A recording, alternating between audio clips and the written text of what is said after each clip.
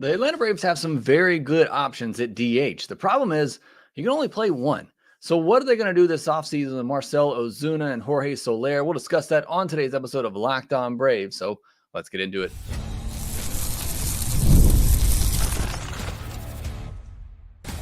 You are Locked On Braves, your daily Atlanta Braves podcast, part of the Locked On Podcast Network, your team every day. Hey, and welcome back to Locked On Braves, part of Locked On Sports Atlanta, where we cover your favorite Atlanta sports teams each and every day. I'm your host, Jake Mastriani. You can follow me on social media at Shortstop Ball. Check out the podcast there at LockedOn_Braves. Subscribe to us on YouTube if you're new. Hit that thumbs up button and leave me a comment down below, especially if you're an everydayer. Let me know down in the comments section. Always appreciate hearing that from you. If you're listening on the audio version, you can leave me a 5-star review on Apple, Spotify, or wherever you get your podcast. And again, thank you so much for all the support that you give me here at Locked On Braves. Today's podcast, we're going to continue reviewing the past season for some Braves players while previewing the offseason. And this is a big one. What are the Braves going to do at the DH spot? We'll talk about Marcel Ozuna, the season that he's coming off of, the trade for Jorge Soler. Can both of these guys exist on the roster going forward? We'll talk about all of that on today's episode, catch up on what's happening with the World Series. We're going to be starting the offseason this week, and I'm excited about it. I cannot wait to see what the Braves are going to do this offseason. Got a lot of content coming your way on that. You can start the NFL season off with a big return on FanDuel. New customers will get started with $150 in bonus bets if you win your first $5 bet. Visit FanDuel.com to get started.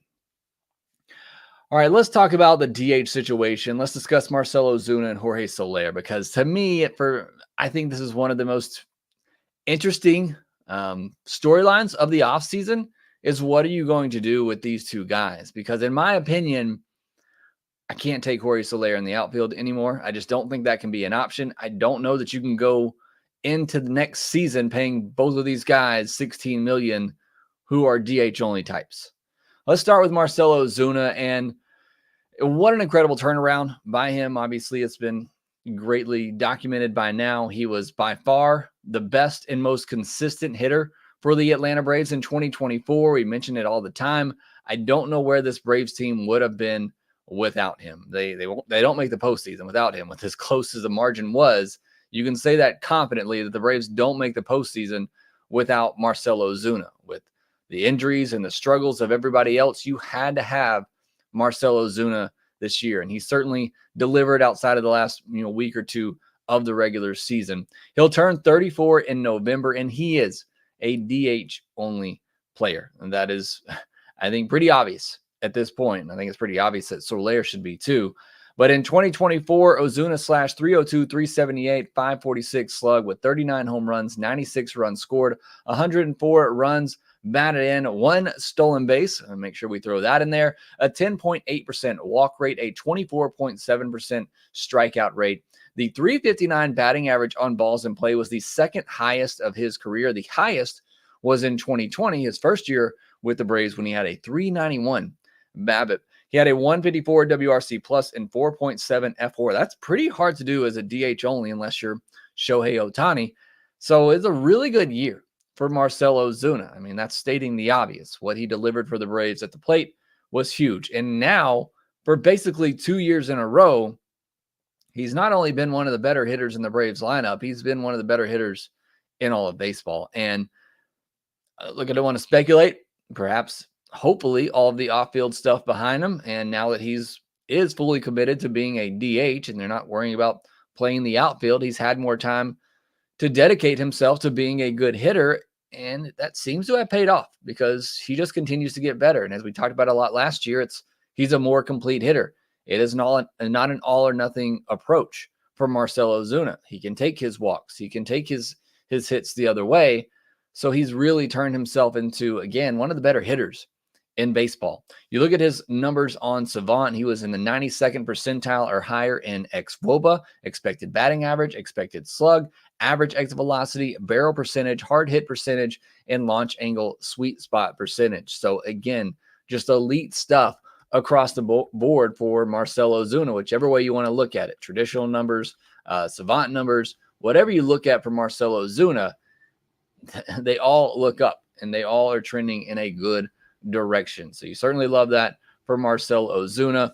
All of those numbers I just mentioned were pretty much in line with where they were in 2023. So tells you that season, the turnaround in 2023, that was not a fluke. He was able to back it up again in 2024. The only huge difference is his hard hit percentage was up 4.5 points. So again, or down 4.5 points from 2023. He crushed four-seamers with a run value of 13 and a batting average of 349. So he did not have those same struggles as a lot of other Braves hitters to begin the year.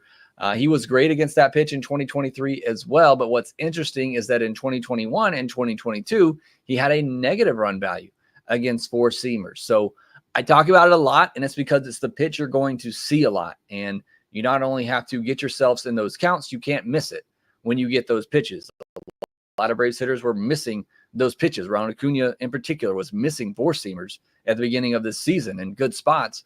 Marcel Ozuna didn't have that problem. He was not missing them when he got that pitch. You look at the batted ball numbers for Marcel Ozuna, his ground ball and fly ball rates were pretty much the same, but we saw more line drives and fewer infield pop-ups, which is what you want.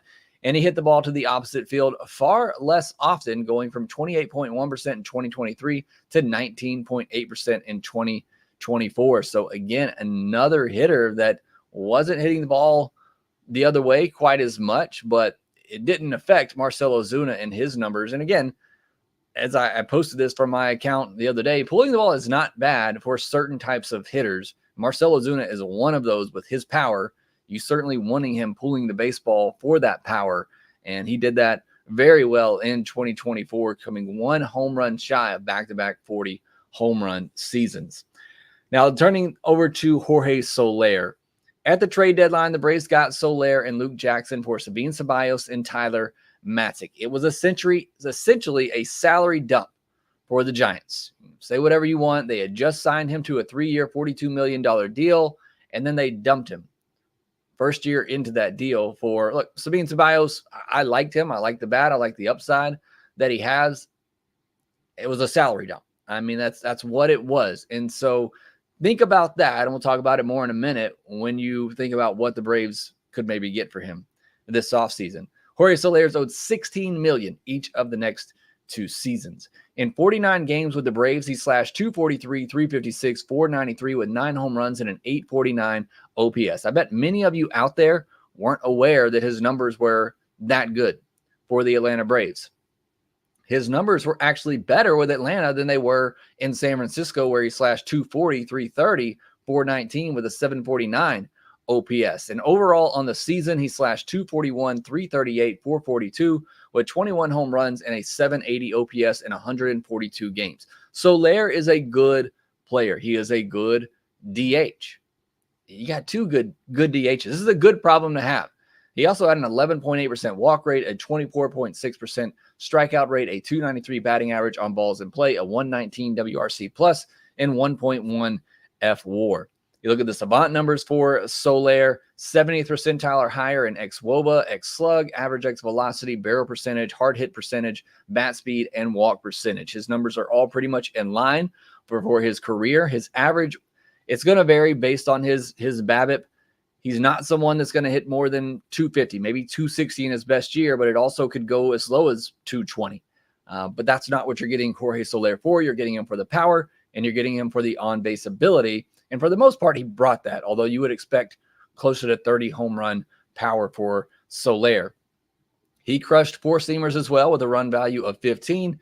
And you look at his batted ball data, his 12.8% home run to fly ball rate was the second lowest of his career and the lowest since 2017 when he only played in 35 games. And that was 10.9%. And it was at 10.9% with the Giants. So again, you're going to hear me say this a lot in the offseason. This is not an excuse. There is data to back this up. And I don't think it's just weather related, although it is part of it.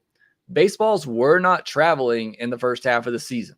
And I think looking at the numbers for Jorge Soler is just another example. It was the second lowest home run to fly ball rate of his career, and it was at 10.9% with the Giants. Now, that is a much tougher ballpark to hit in, but again, it's just a reoccurring theme whenever I'm looking at numbers, especially for home run hitters. That home run to fly ball rate is down pretty significantly from career average for a lot of hitters. Solair got off to a slow start with Atlanta. Then he had a big series in Coors Field. Then he got injured in San Francisco, struggled the rest of August, but then he finished strong, slashing 288, 363, 500 with 9 doubles and 4 home runs in September. So again, it took him a little bit, but then Solair became the bat that the Braves really needed him to be.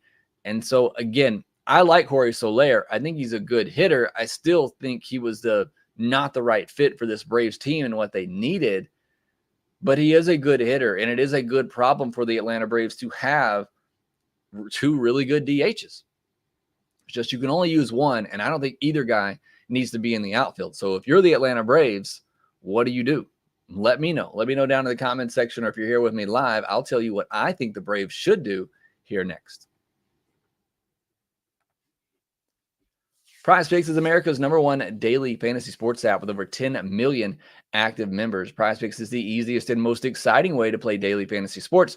Unlike other apps on PrizePicks, it's just you against the numbers. All you do is pick more or less on 2 to 6 player stat projections and watch the winnings roll in. And you can now win 100 times your money on PrizePicks with as little as 4 correct picks. You can turn $10 into $1,000. All you got to do is open up your PrizePicks app. You're still watching the World Series. It might be over sooner rather than later, especially if Freddie Freeman keeps hitting home runs. But you can click on that MLB tab. They'll have something out there for Freddie Freeman, fantasy hitter score, something like that. All you do is pick more or less, pitcher strikeouts, first inning runs. There's so much out there to choose from, and it really is that simple. And PrizePicks is available in more than 30 states across the country, including Georgia and the great state of Alabama. Download the PrizePicks app today and use code LOCKEDONMLB and get $50 instantly when you play $5. That's code LOCKEDONMLB on PrizePicks to get $50 instantly when you play $5. You don't even need to win to receive the $50 bonus. It's guaranteed. PrizePicks, run your game. Thank you for making Locked On Braves your first listen of the day. Go check out Locked On MLB for your second listen, solely recapping everything happening in the World Series and getting you set up for the offseason as well. You can find that on YouTube or wherever you get your podcasts, part of the Locked On Podcast Network. It is your team every day. Coming your way the rest of the week, we'll continue to do a couple more of these player reviews and previews as we get ready for the offseason. Again, Dodgers up 3-0 here, threatening for more, threatening to take a 3-0 lead in the series. And the season could be over very soon, and then the offseason is going to pick up, and I'm ready for it. Again, it was an entertaining game 1, but it felt like that was the series after that, and the Dodgers might just run away with this World Series. So again, we'll have a couple more player previews and for the upcoming offseason, and then me and Grant plan to record an episode that's going to be our offseason preview to kind of kick things off. So look forward to that later this week as well. Let's jump back into the Ozuna Solair DH conversation. And the question for you is, can you carry, I know you can, should you carry both Jorge Soler and Marcel Ozuna on the roster? 2 guys who are obvious DHs, 2 guys who are making pretty good money. Can you have both of them, or should you have both of them on the roster? Solair had a -7 fielding run value in just 326 innings in the outfield. He does not need to be in the outfield. I have it written in all caps in my notes because that's the way I feel about it. I don't, in order to return value, we talked about value a lot with Orlando Arcia on Friday's mailbag episode. You haven't given that a listen, go back and do so and let me know who the special guest appearance was at the end of the episode. But we talked about Orlando Arcia's value. What is the meaning of value? In Orlando Arcia at $2 million, he gives you value. As a number 9 hitter that plays good defense at a premium position defensively, he gives you good value. For Jorge Soler to give you good value, he's got to be Shohei Ohtani at the plate, or at the very least Marcel Ozuna at the plate to give you value because of how much he hurt you in the outfield. I mean, it was bad. He cost Chris Sale several runs out there. Hopefully, I think Chris Sale is still going to win the Cy Young, but if he didn't and that ERA shot up, he could blame Jorge Soler for that. And it's just, he does not need to be out there. I know the Braves really like Soler. They targeted him. They wanted to go get him. They felt like he could do a serviceable job out there. He didn't. He did a bad job out there. He does not need to be in the outfield. He is a DH only player. Me personally, I don't love the idea of having two DH only players taking up $32 million of your budget. It just doesn't make a lot of sense to me. When you got other holes that, need to be filled, you have DH filled. You got plenty of guys who are vying for that spot, especially when you consider Acuna is probably going to need some time in that DH spot this year. And honestly, going forward, Acuna may need some time in that DH spot. So you got, going into 2025, you got three guys really that are going to need some time in that DH spot. And look, part of getting Sean Murphy that a lot of people, glance over is when they got him, I think they thought, Ozuna was going to be on his way out. We'll get Murphy more at bats in the DH spot. That hasn't necessarily worked out. And with the way his offense has been, maybe you didn't want that. But again, there's plenty of guys that they have at DH. Drake Baldwin might be another possibility for that spot here pretty soon. You have people that can fill your DH spot, and spending $32 million of that on two guys who are DH only just isn't smart business. And Alex is a great business mind. Surely he can see that you cannot carry both of these guys on the roster. And hopefully you saw, and I get it, it was a desperate situation with all the injuries. You needed help offensively. Again, we don't know what could have been done.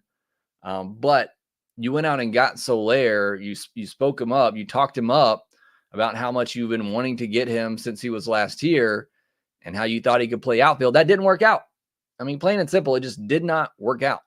He was not good in the outfield, and he wasn't bad offensively, but I just don't feel like it made up for what he was not giving you in the outfield. So again, Solair has to hit like an all-star, which he did in 2023, to make up for how bad he is in the field, because it is that bad. Of course, you'd love to have the insurance of having both guys. If one got injured, you trade Solair and then Ozuna gets hurt, and then you're in a tough spot. Although, like I said, Acuna is probably going to need a lot of those at-bats. If Acuna has to miss time and you trade Solair, that outfield situation looks a bit sketchy with Michael Harris, Kelnick, maybe Laureano in the outfield. So I understand why they might think that they need to hang on to both guys. I just don't think it's the right decision. I would look to trade either one of them. But here's the problem. What are you really going to get for Solair or Ozuna, who I said has been one of the better hitters in all of baseball the last 2 years? I still don't feel like you're going to get a ton of value for Marcel Ozuna as a DH only, going into his mid-30s, and some teams will probably still be scared about the off-the-field stuff that caused him to miss a lot of time, several years ago now. So I don't know how much value you can get for either one of these guys. The Giants just basically gave away Solair at the deadline. I mean, it was a salary dump. So what are you really thinking that you're going to get for Jorge Soler or Marcel Ozuna this offseason? AA can get creative, and I think he needs to, because I think one of these guys has to go. I think it needs to be Solair. And look, if you can trade Solair and get a veteran starter, if you can trade Solair and get a back-end reliever, I think you got to pull the trigger there. Even if you trade Solair to free up money to go make another move, I think it makes sense. Either way, one of them has to be traded, and I think it needs to be Solair. I don't understand the reasoning for having both guys on these rosters going forward when both of them need to be in the DH spot. Let me know if you disagree. Certainly. I don't understand why you would go into next offseason with both of these guys on the roster. And of course, like I said, you do that, and then whoever you keep gets injured. But I don't think you can go into the season expecting that. And if there is some value to be had by trading Solair, whether it is just freeing up money for another move, whether it is getting a veteran reliever, even if that's a bad money contract swap. And I had somebody on a couple of podcasts ago talk about trading, doing a contract swap for Jordan Montgomery. I don't know that I would hate that. I know Montgomery's coming off a pretty terrible year, but I liked Montgomery last offseason. And again, I said it last offseason, I don't think he's a top of the rotation arm like many people were viewing him at that time, but I think he'd be a solid arm. And if the Diamondbacks were willing to do that, I would definitely be interested. But again, whatever you can do, and I think it's going to take some creative work by Alex Anthopoulos, because I just don't think there's a ton of value for either guy in a trade. They're both good. Don't get me wrong. It's just they're DH only guys, who have Solair certainly has some holes in his game. I don't think you're going to get a lot. But let me know if you disagree. What do you think the Braves can realistically get for either one of these guys if they were to trade them?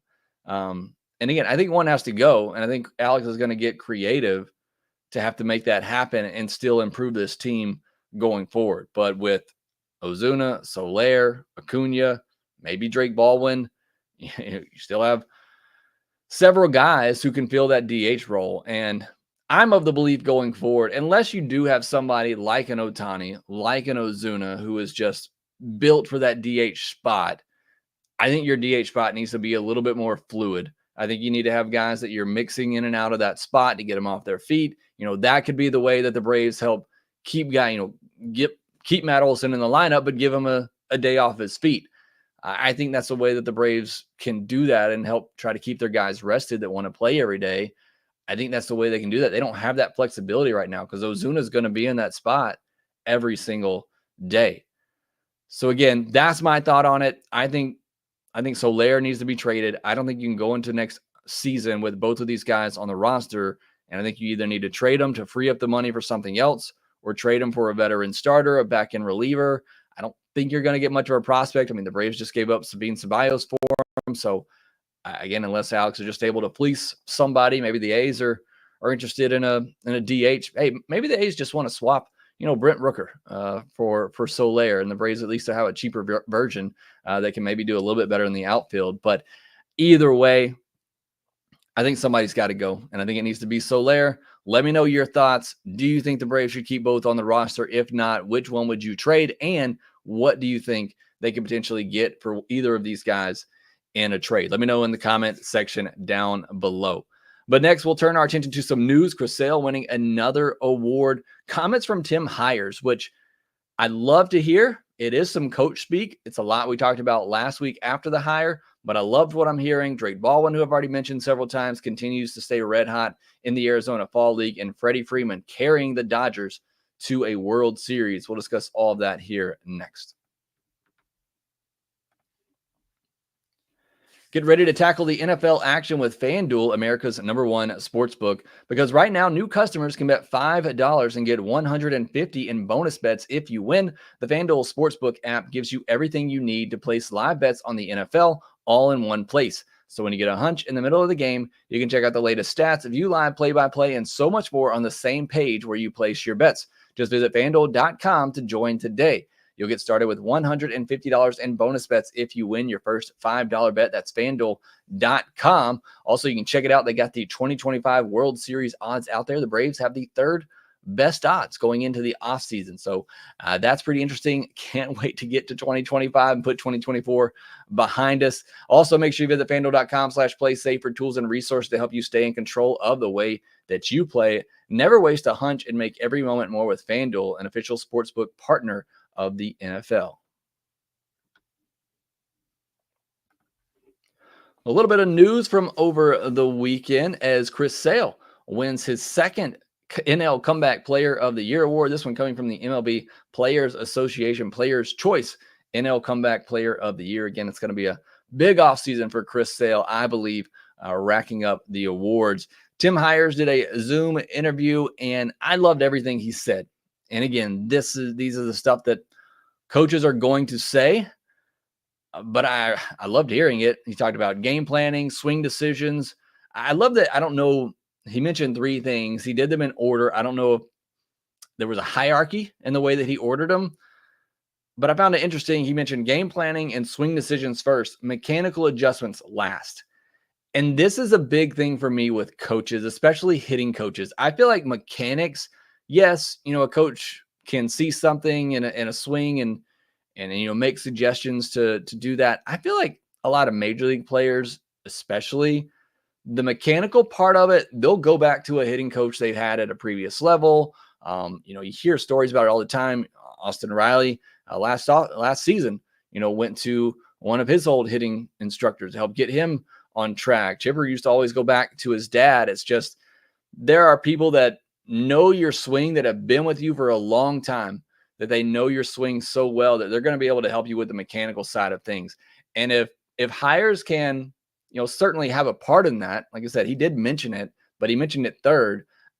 I would more so have my hitting coach game planning. And what I love about that, it's part of what I heard in an interview that I talked about when we discussed the hire last week, is that he's using all this data that is out there now, all the data that you have on pitchers, to game plan around that and to be more prepared for that and to go to battle in each at bat. And I loved hearing that. And he spent so much time talking about that really has me excited. And on the podcast last week, I told you I'm as excited as I can be about a hitting coach hire, which, I think all in all is not that huge of a deal, but I'm really excited from what I've heard from Tim Hyers. Even before this Zoom interview, again, he talked about a lot of this stuff that I'd already heard in other places, but the game planning aspect of it and just how much in detail he went on that has me excited. And then the final thing that he talked about on there is being fluid. And he mentioned, being able to score in different ways. How many times have we said that on this podcast over the last several years? Even when this offense has been good, they've struggled to score in different ways. So again, it's coach speak, but it's the right coach speaks. It's the things that at least I want to hear as a fan. We'll see how well he can get that implemented in one offseason and going into next year. But I love what I'm hearing from Tim Hyers. And again, I can't wait to see what he does with this offense, especially maybe a young kid like Drake Baldwin, who is 17 for 53 in the Arizona Fall League. That's a 362 average. Still just 1 double, 1 triple, and 1 home run. So no more extra base hits this past week, but racking up the hits, 6 walks to 8 strikeouts, and a 923 OPS. Look, the competition down there isn't great, and it's usually a more hitter-friendly environment, but you got to get it done. And Drake Baldwin is just continuing what has been an amazing season for him. I cannot wait to go back and break down his film, which is going to start next week. And we'll start with Drake Baldwin, but next week we'll pick back up Minors Monday, where I will be in the offseason reviewing 2 prospects each and every week, doing some film breakdown on them and sharing my thoughts with those players. So cannot wait to get into Drake Baldwin, because I was not very high on him coming into this past season. I had him, I think, just outside of my top 10, but certainly a big year for him is going to drive him up and maybe be a trade chip, maybe be a piece for the Braves in the future. We'll see. He also threw out a couple of base runners too, so good to see him showing off that arm and being able to show the defensive side of things, which is really my only question for him, and he seems to be handling that well. As far as the World Series update, the Los Angeles Dodgers are threatening once again. Runners on the corner with nobody out in the 4th. They're up 3-0 about to take, well, it's just the 4th inning, but looking like they're going to take a 3-0 series lead. And like I said, the Freddie Freeman walk-off grand slam, one of the best moments in World Series history, I think you could say, just because of the magnitude of it, the matchup and everything. Game 1, signaling back to Kirk Gibson, being able to do the same thing. I just thought it was an amazing moment. Look, especially as a Braves fan, I think it hurts a little bit, because I know none of us wanted to see, even if you love Matt Olson like I do, nobody wanted to see Freddie Freeman go. I wanted to see him stay and be, a Brave for life. So it did hurt a little bit to see him to do that with another team, and he's going to win a World Series with another team.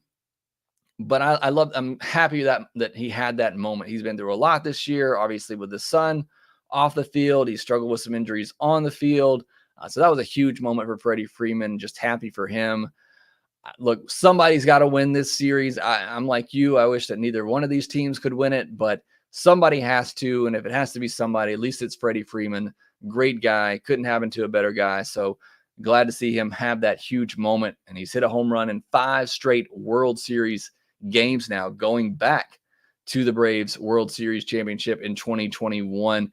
And he could be winning MVP of this series, especially if the Dodgers are able to close it out here in the next game or two. So what a World Series it's been for Freddie Freeman, but it looks like it's going to be coming to an end here pretty quickly. And we're going to get into the offseason. So I cannot wait for that to happen. Thank you for everyone who joined me here live. We got Z Corp, Laro Bond, Mass Boost, BC. Thank you all for joining on today's episode with me live. Joseph Alvarez and here, Miguel Fria, Ralph Harper, Cherith Bandwagon.